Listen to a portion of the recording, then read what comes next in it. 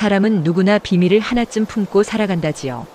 하지만 어떤 비밀은 목숨보다 무겁고 어떤 진실은 평생을 걸어도 밝혀지지 않습니다. 오늘 들려드릴 이야기는 한 과부와 머슴, 그리고 그들이 지켜야 했던 비밀에 관한 것입니다. 세상이 그들을 어떻게 보았든 진실은 언제나 어둠 속에 숨어 있었습니다. 때는 조선 영조 말년 경상도 어느 산골 마을에 박씨 과부가 살고 있었습니다. 나이는 35. 남편을 잃은 지 벌써 10년이 넘었지요. 남편은 과거를 보러 한양으로 가던 길에 산적을 만나 목숨을 잃었다고 전해졌습니다. 시신도 찾지 못했습니다. 그저 피 묻은 옷가지 하나만 돌아왔을 뿐이지요. 박 씨는 그날 이후 한 번도 웃지 않았습니다. 말수도 줄었습니다. 마을 사람들은 그녀를 돌부처 같은 여인이라 불렀습니다. 감정이 없는 사람처럼 보였으니까요. 하지만 사람들이 몰랐던 것이 하나 있었습니다. 박 씨 과부는 매일 밤 홀로 남은 방에서 소리 없이 울었다는 사실을요. 박 씨의 집은 마을 끝자락, 산자락 아래 외딴 곳에 있었습니다. 논 두 마지기, 밭 서너 배미가 전부였지요. 혼자 농사짓기엔 버거웠습니다. 그래서 박 씨는 2년 전 머슴 하나를 들였습니다. 머슴의 이름은 돌쇠였습니다. 24세 청년이었지만 마을 사람들 눈에 돌쇠는 그저 머리 모자란 사내에 불과했습니다.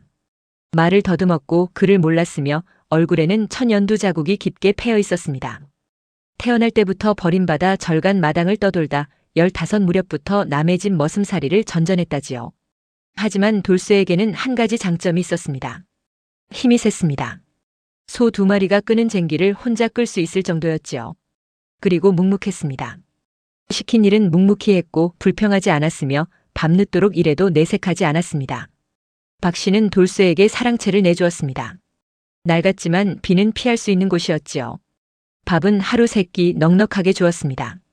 품삯은 쌀 한 가마에 무명 한 필. 다른 집보다 조금 많았습니다. 돌쇠는 감지덕지였습니다. 새벽같이 일어나 우물에서 물을 길었고 논에 나가 김을 메었으며 해가 지면 땔감을 해왔습니다. 박 씨 과부는 돌쇠에게 말을 거의 걸지 않았습니다. 그저 고개로 지시했고 돌쇠는 고개로 대답했습니다. 마을 사람들은 수군거렸습니다. 과부 집의 젊은 머슴이라니. 아무리 그래도 호라비도 아니고 총각을 들이면 쓰나. 밤중에 무슨 일이 있어도 모르는 거 아니오? 소문은 빠르게 퍼졌습니다. 장날이 되면 여인네들이 모여 수군거렸고 사랑방에서는 남정네들이 음담패설을 늘어놓았습니다. 하지만 박 씨는 아랑곳하지 않았습니다. 마을에 거의 나가지도 않았으니까요.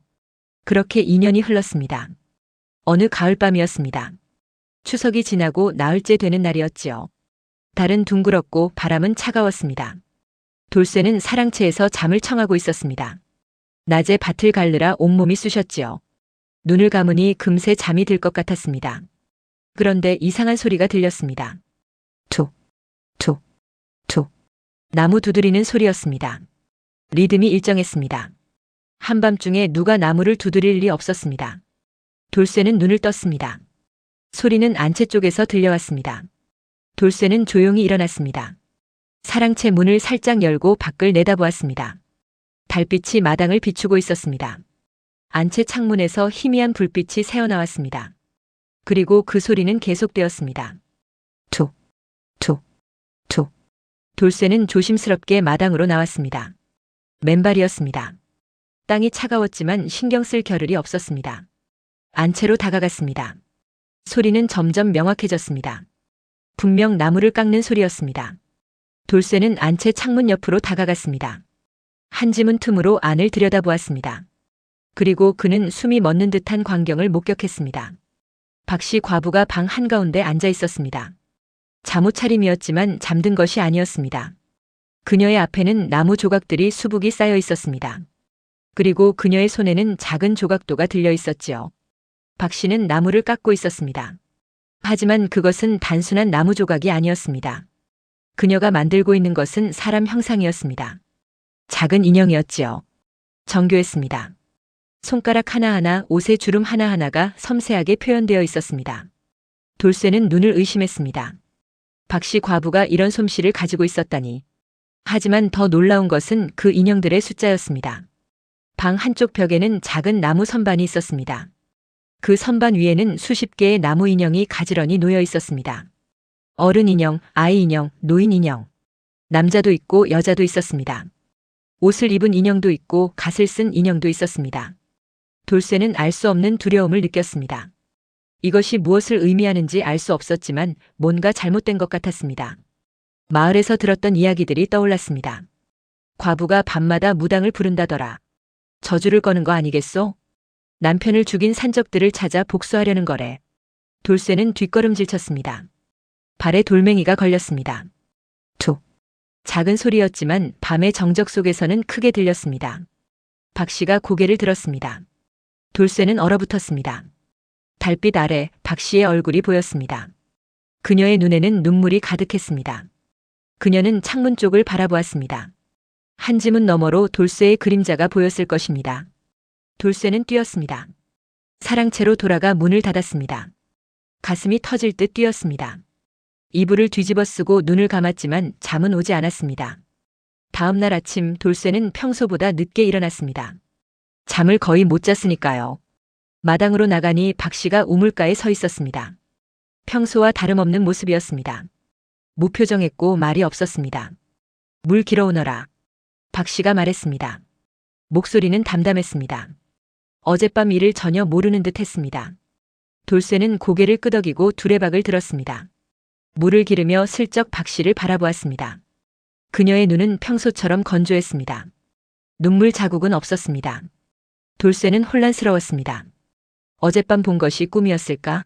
하지만 너무 생생했습니다. 나무 인형들, 조각도 그리고 박 씨의 눈물.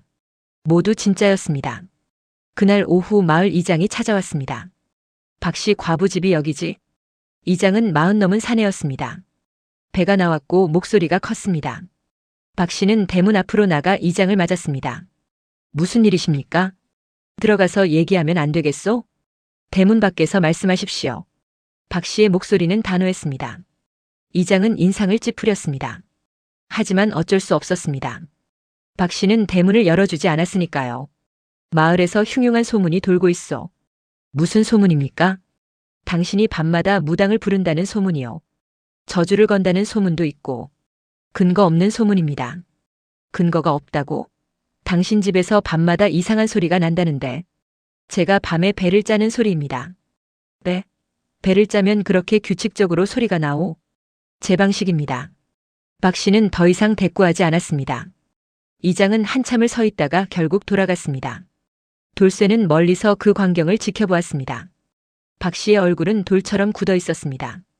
그날 밤 돌쇠는 잠들지 않고 기다렸습니다. 그리고 자정이 넘었을 무렵 다시 그 소리가 들렸습니다. 툭, 툭, 툭. 돌쇠는 이번에는 창문으로 가지 않았습니다. 대신 사랑채 문을 열고 조용히 밖으로 나왔습니다. 안채 쪽으로 가는 대신 집 뒤편으로 돌아갔습니다. 거기서 다시 안채 뒤쪽으로 다가갔습니다. 안채 뒤편에는 작은 창문이 하나 있었습니다. 평소에는 닫혀 있었지만 오늘은 살짝 열려 있었습니다. 돌쇠는 그 창문 아래 웅크리고 앉았습니다. 그리고 귀를 기울였습니다. 나무 깎는 소리가 들렸습니다. 그리고 박 씨의 목소리가 들렸습니다. 작은 목소리였습니다. 중얼거리는 듯 했습니다. 미안해. 미안해. 돌쇠는 숨을 죽였습니다. 내가 못나서. 내가 약해서. 박 씨의 목소리는 떨리고 있었습니다. 용서해줘. 제발. 그리고 흐느끼는 소리가 들렸습니다. 박 씨 과부가 울고 있었습니다. 조용히 하지만 깊이 울고 있었습니다. 돌쇠는 가슴이 먹먹해졌습니다. 박 씨 과부가 왜 우는지는 몰랐습니다. 하지만 그녀의 슬픔은 진짜였습니다. 2년 동안 한 번도 표정을 바꾸지 않았던 여인이 밤마다 혼자 울고 있었던 것입니다. 며칠이 지났습니다. 돌쇠는 평소처럼 일했습니다. 박 씨도 평소처럼 무표정했습니다. 하지만 돌쇠는 달라졌습니다. 박 씨를 보는 눈이 달라졌지요. 전에는 그저 주인마님으로만 여겼습니다. 하지만 이제는 달랐습니다. 그녀가 슬퍼 보였습니다. 외로워 보였습니다. 어느 날 저녁 박 씨가 돌쇠를 불렀습니다. 내일 한양에 다녀와야겠다. 한양이요? 약재를 사러 가야 한다. 나흘쯤 걸릴 게다. 제가 다녀올까요?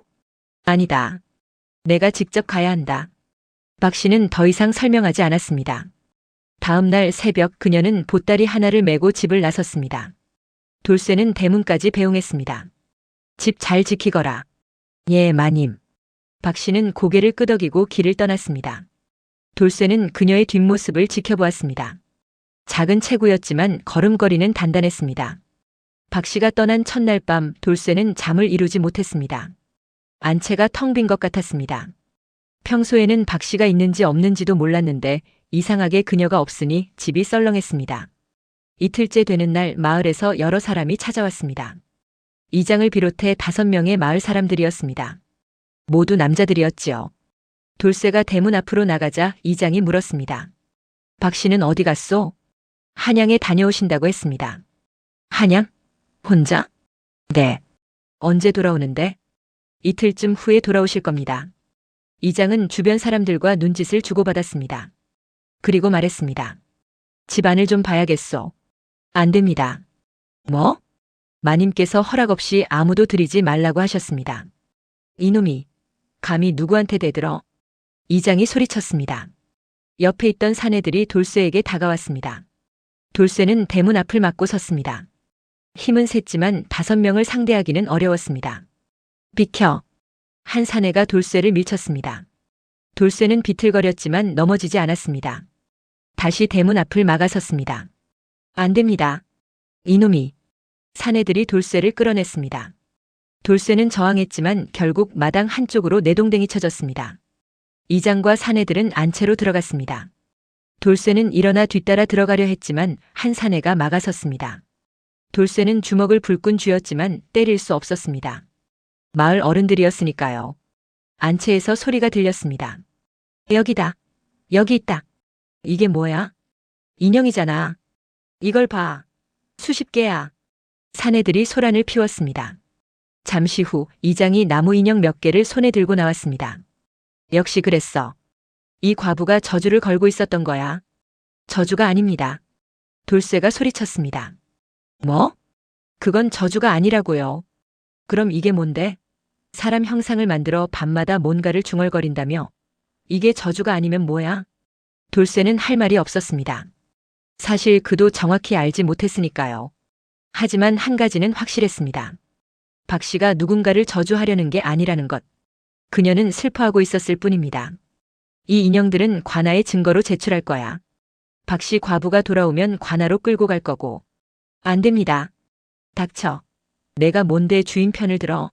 너도 함께 꾀를 꾸민 거 아냐? 이장은 인형들을 보자기에 싸서 가져갔습니다.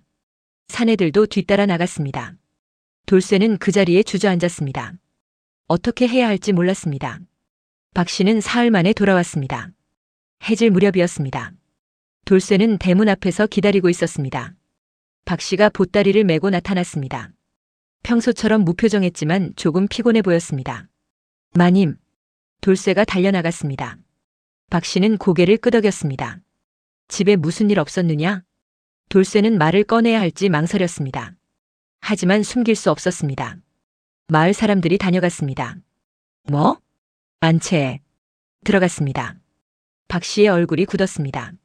처음으로 표정이 변했습니다. 그녀는 보따리를 내던지고 안채로 뛰어들어갔습니다. 돌쇠가 뒤따라 들어갔습니다. 박 씨는 방 안을 둘러보았습니다. 선반은 비어 있었습니다. 인형들이 모두 사라졌습니다. 바닥에는 나무 조각들이 어지럽게 흩어져 있었습니다. 박 씨는 그 자리에 무릎을 꿇었습니다. 손으로 바닥을 짚었습니다. 그리고 숨을 깊이 들이쉬었습니다. 마님. 돌쇠가 조심스럽게 불렀습니다. 박 씨는 대답하지 않았습니다. 한참을 그렇게 있다가 천천히 일어났습니다. 너는 아무 잘못이 없다. 죄송합니다. 제가 지키지 못했습니다. 괜찮다. 박 씨는 방을 나갔습니다. 마당으로 나가 하늘을 올려다보았습니다. 해가 지고 있었습니다. 붉은 노을이 하늘을 물들이고 있었지요. 이제 끝이로구나. 박 씨가 중얼거렸습니다. 돌쇠는 그 말의 의미를 알 수 없었습니다. 다음 날 아침 관아의 나졸들이 찾아왔습니다. 박 씨를 체포하러 왔다. 나졸 셋이 대문 앞에 섰습니다. 박 씨는 이미 준비하고 있었습니다. 깨끗한 옷을 입고 머리를 단정하게 빗었습니다. 가겠습니다. 박 씨는 순순히 따라 나섰습니다. 돌쇠가 막아서려 했지만 박 씨가 고개를 저었습니다. 되려 내가 다칠까 두렵다. 그냥 있거라. 하지만 괜찮다. 진실은 밝혀질 것이다. 박 씨는 나졸들과 함께 마을을 떠났습니다. 마을 사람들이 구경하러 나왔습니다. 수군거렸습니다. 역시 저주를 걸고 있었구만. 과부라는 게 무섭다니까. 저런 여자는 마을에서 쫓아내야 해. 돌쇠는 주먹을 불끈 쥐었지만 아무 말도 할 수 없었습니다. 관아에서 신문이 시작되었습니다. 사또는 50줄의 노인이었습니다. 엄한 얼굴이었지만 눈빛은 날카로웠습니다. 그는 책상 위에 놓인 나무 인형들을 내려다보았습니다. 이것들이 내가 만든 것이냐? 그렇습니다. 박 씨는 담담하게 대답했습니다. 무슨 목적으로 만들었느냐? 박 씨는 대답하지 않았습니다. 사또가 눈을 가늘게 떴습니다. 대답하지 않으면 형을 받을 것이다. 저주를 위한 것이 아닙니다. 그럼 무엇이냐? 제 마음을 위로하기 위함입니다. 위로? 사또는 이해할 수 없다는 표정을 지었습니다. 옆에 서 있던 이장이 말했습니다. 사또 어르신, 이 여인은 밤마다 인형들을 만들며 무언가를 중얼거렸다고 합니다. 분명 저주를 거는 것입니다. 증인이 있느냐? 머슴이 들었습니다. 하지만 머슴은 이 여인 편입니다. 사또는 잠시 생각하더니 서기를 불렀습니다. 머슴을 데려오너라. 잠시 후 돌쇠가 관아로 끌려왔습니다. 그는 난생 처음 관아에 왔습니다. 떨렸습니다. 하지만 박 씨를 보자 조금 진정되었습니다. 내가 머슴이냐? 예. 박 씨가 밤에 무엇을 했는지 아느냐? 나무 인형을 만들었습니다. 그때 무슨 말을 했느냐? 돌쇠는 박 씨를 바라보았습니다. 박 씨는 고개를 살짝 끄덕였습니다. 돌쇠는 기억을 더듬었습니다. 미안해라고 했습니다. 용서해달라고도 했습니다. 누구에게? 모르겠습니다. 사또는 고개를 끄덕였습니다. 그리고 박 씨에게 물었습니다. 누구에게 미안하다고 한 것이냐? 박 씨는 한참을 침묵했습니다. 그리고 천천히 입을 열었습니다. 제 아이에게입니다. 관아가 조용해졌습니다. 모두가 박 씨를 바라보았습니다. 아이? 네. 죽은 제 아이에게입니다. 사또는 눈썹을 치켜 올렸습니다. 내게 아이가 있었느냐? 있었습니다. 하지만 이제는 없습니다. 어찌된 일이냐? 박 씨는 깊은 숨을 들이쉬었습니다. 그리고 이야기를 시작했습니다. 10년 전의 일이었습니다. 박 씨의 남편은 과거를 보러 한양으로 떠났습니다. 그때 박 씨는 임신 6달째였습니다. 남편은 걱정했지만 박 씨는 괜찮다고 했습니다. 다녀올게. 꼭 급제해서 돌아올게. 남편은 그렇게 말하고 떠났습니다. 하지만 그는 돌아오지 않았습니다.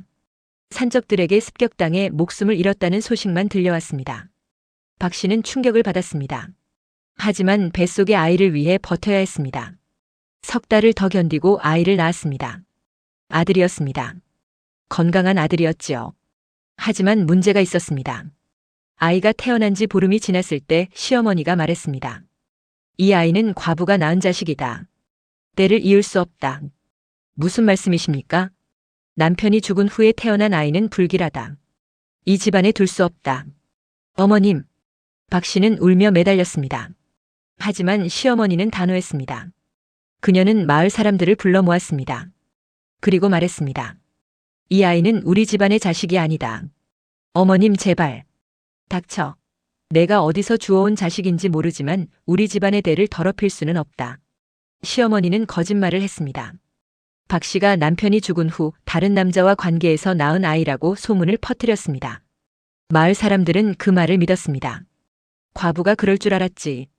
부끄러운 줄도 모르고. 저런 년이 낳은 자식은 화근이야. 박 씨는 억울했습니다. 하지만 증명할 방법이 없었습니다.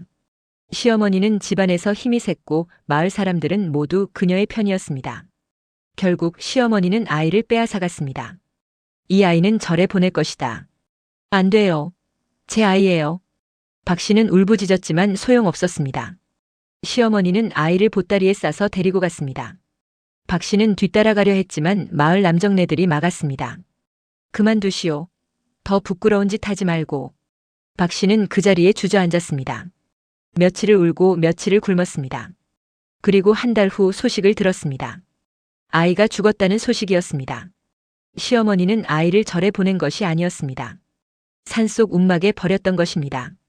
아이는 추위와 배고픔에 죽었습니다. 시신은 썩어 있었고 짐승들이 뜯어먹은 흔적이 있었다고 했습니다.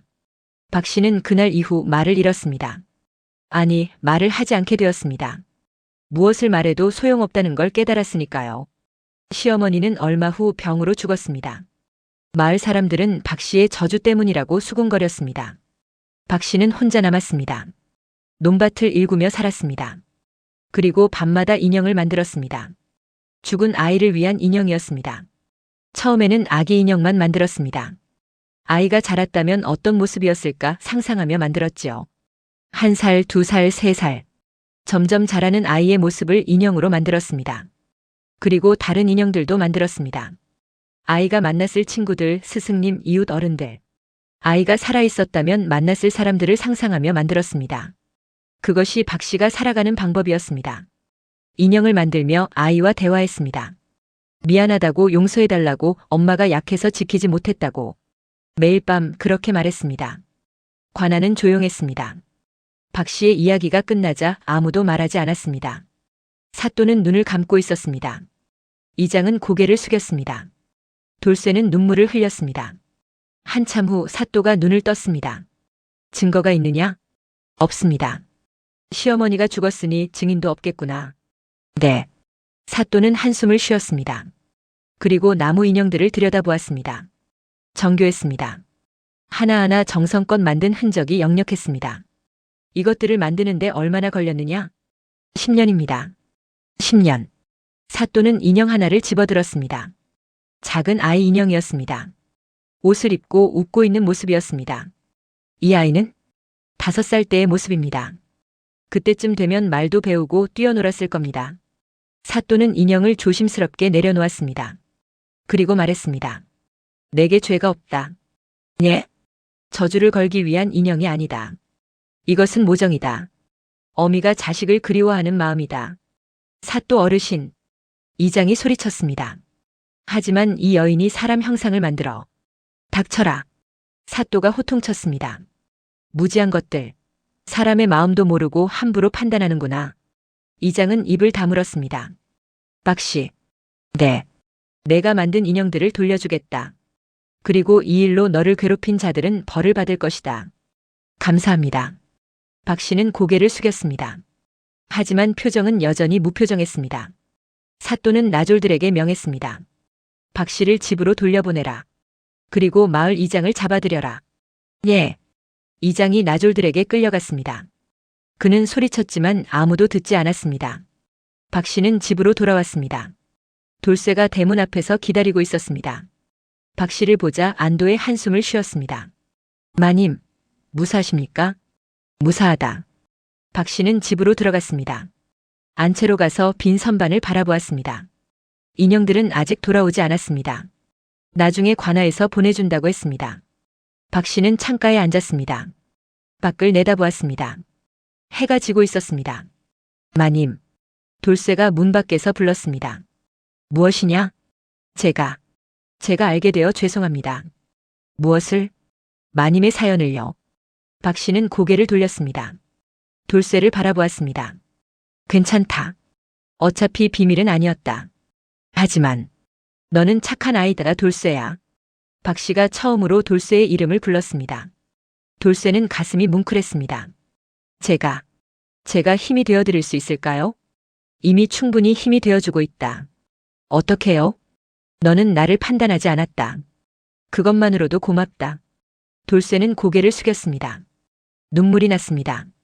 며칠 후 관아에서 인형들이 돌아왔습니다. 나졸이 직접 가져왔습니다. 박 씨는 인형들을 하나하나 선반에 올려놓았습니다.